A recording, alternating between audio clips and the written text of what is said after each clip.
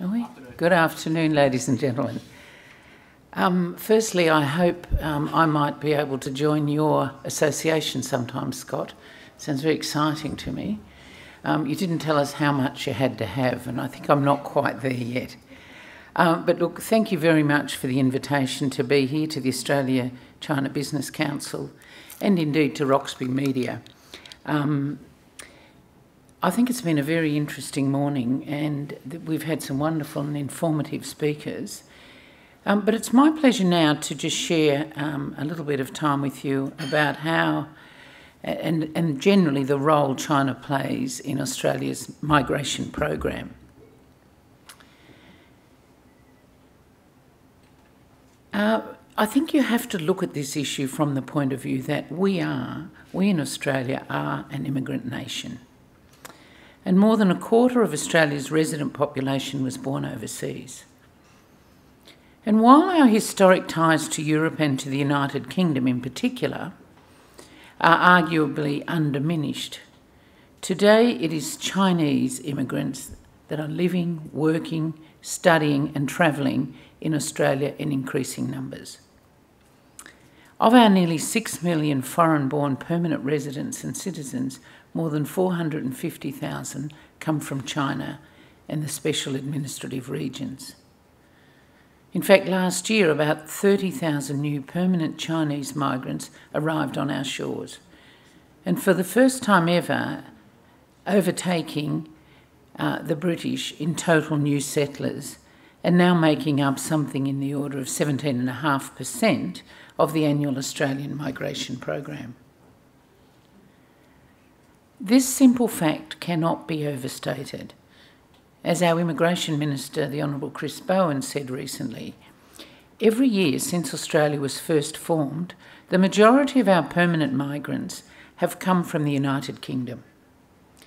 This is the first time more migrants came from another country. I think it's a reflection, he went on to say, of the change in Australia's economic focus, China being our largest trading partner now, and our migration pattern has followed that. So these new migrants, of whom a particularly large proportion are Chinese-born, have an important role to play in Australia's relationship with its largest and most powerful neighbour. And their engagements will proceed in tandem with the broader bilateral economic and diplomatic relationships that we've heard about this morning. It is their networks and contacts upon which our essential links are built, and it is their deep understanding of culture, language and government that will prove amongst Australia's greatest competitive advantages, I believe, for years to come. Turning now to international education, we've also heard this morning about Chinese students who are augmenting and sustaining our manifestly important international education industry, which is second only to mining when it comes to annual export earnings. This is an area of special interest to me and should be to anyone who is looking to better understand the Australian migration program. While the structures defining the nexus between education and migration have undergone some significant changes in the past couple of years, with major effects for all stakeholders, international education remains an export industry operating in close synchronisation with immigration.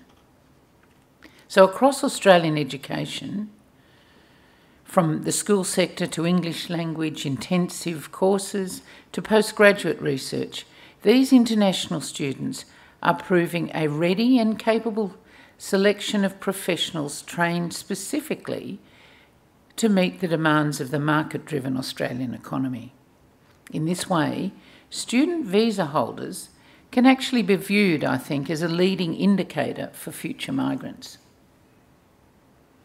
Recent changes associated with the Night Review undertaken for the federal government of international education have allowed overseas students to take up more opportunities here in Australia.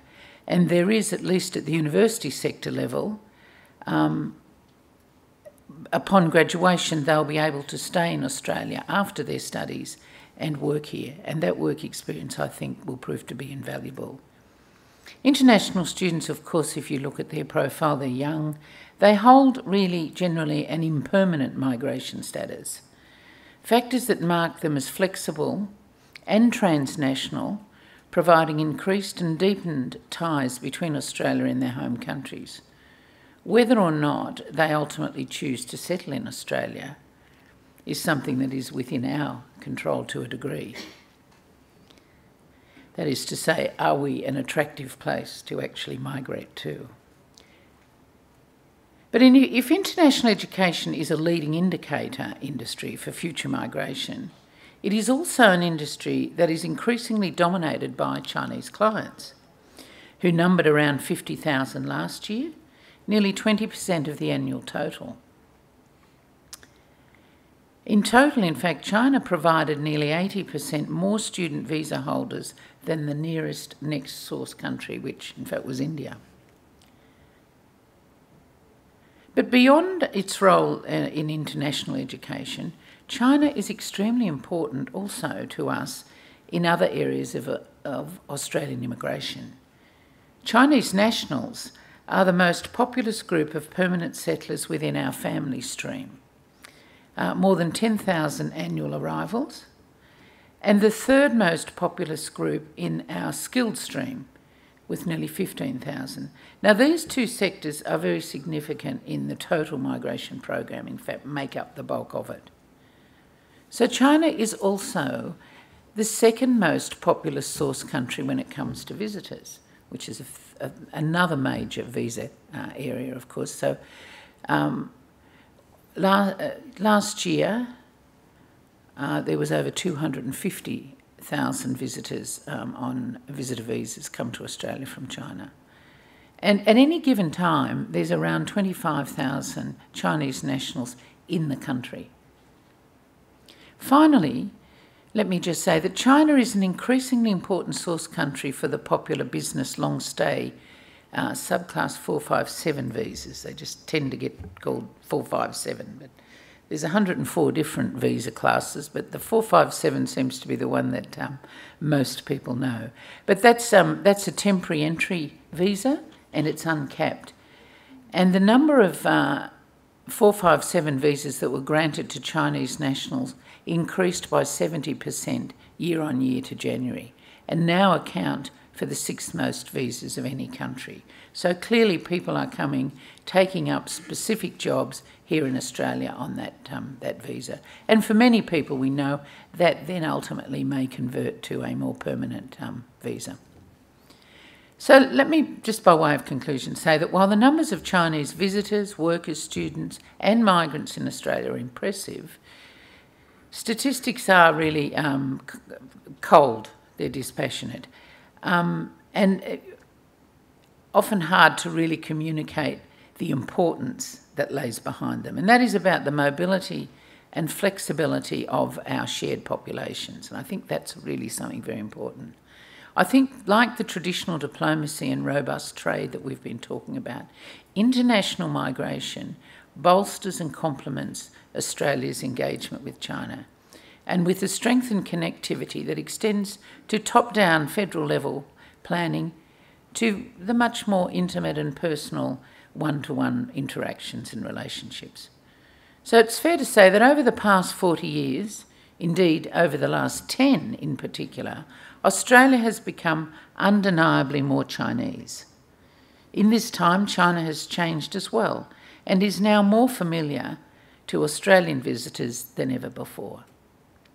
These ties will only deepen with time, a reality that will challenge future generations while also opening, I hope, new and yet unforeseeable opportunities. Thank you.